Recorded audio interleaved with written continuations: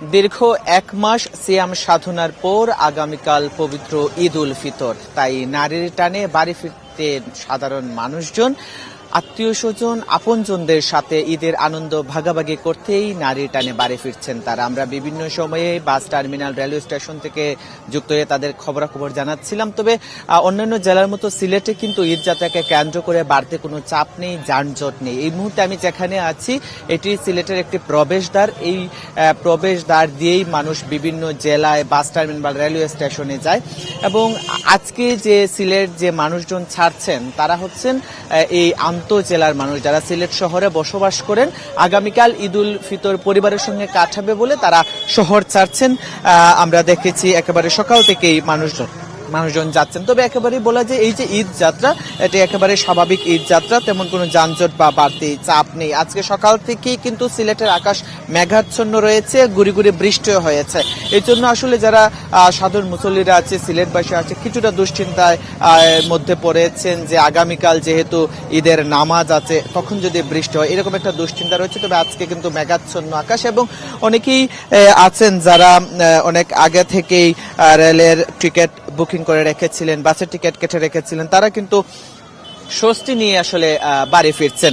সিলেট নগরীর কথা যদি বলি, সিলেট নগরী কিন্তু ধীরে ধীরে ফাঁকা হচ্ছে। আজকে যারা বিশেষ করে সিলেট শহর ছাড়ছে, যেহেতু আজকে ঈদের ছুটির ৪র্থ দিন চলছে, যারা সিলেট শহর আজকে ছাড়ছে তারা কিন্তু এই আন্তঃজেলার মানুষ, তারা কিন্তু সিলেটের যে 13টি উপজেলা আছে সেই উপজেলার মানুষজন আছে এবং পাশাপাশি হচ্ছে সুনামগঞ্জের মানুষজন আছেন যারা আজকে যেহেতু ঈদের আগের দিন অনেকেই আছেন বিভিন্ন প্রাইভেট কোম্পানিতে চাকরি করেন যারা, তারা কিন্তু আজকেই তারা বাড়ি ফিরছেন। এবং যেহেতু সিলেটে তেমন বড় কোনো কলকারখানা নেই, কাজেই শ্রমিকদের যে বাড়ি ফেরার একটা ভিড় থাকে সেটি কিন্তু সিলেটে নেই। একেবারেই বলা যায় সিলেটের ঈদ যাত্রা একেবারে স্বাভাবিক।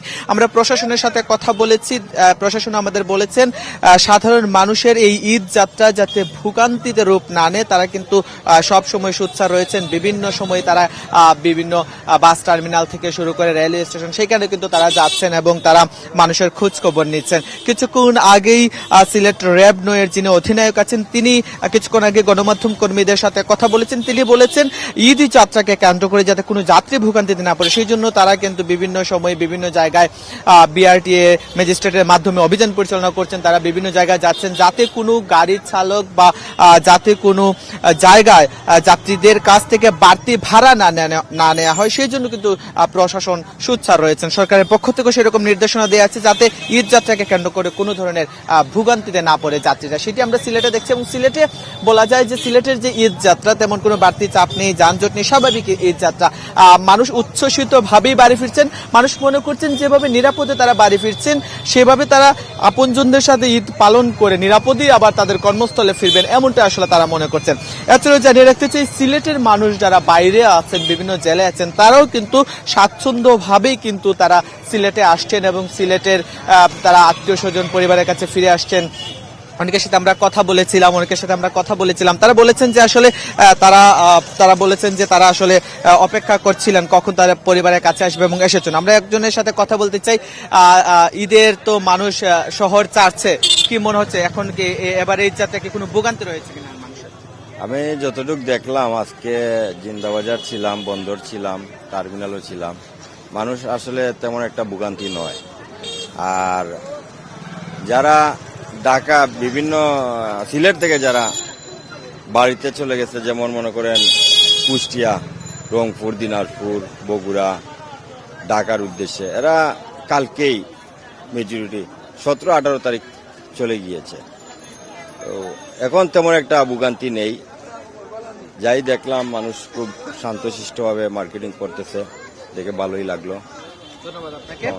কথা বলছিলাম একজনের সাথে, তিনি বলছিলেন যে আসলে মানুষ শান্তিপূর্ণভাবে বাড়ি ফিরছেন এবং মানুষজন আসলে উৎসবমুখর পরিবেশে বাড়ি ফিরছেন, তাদের পরিবারের আত্মীয় স্বজনদের সাথে ঈদ কাটাবেন বলে।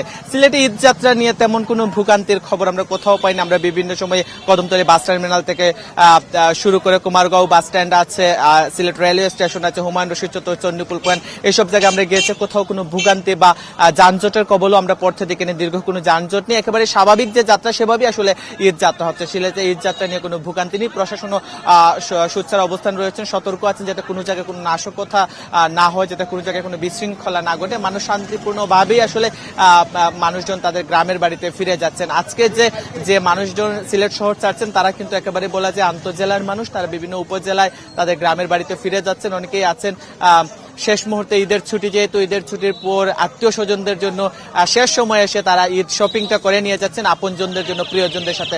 সবকিছু মিলে তারা মনে করছেন যেভাবে তারা উচ্ছ্বসিত হয়ে উৎসবমুখর পরিবেশে বাড়ি ফিরে যাচ্ছেন, ঈদটা সুন্দরভাবে পালন করে আবার সুন্দরভাবে তারা যেন কর্মস্থলে আসতে পারে, এমনটাই আসলে সাধারণ মানুষের প্রত্যাশা। এই ছিল আমার কাছে সিলেট থেকে যে ঈদ যাত্রা, এটির সবশেষ।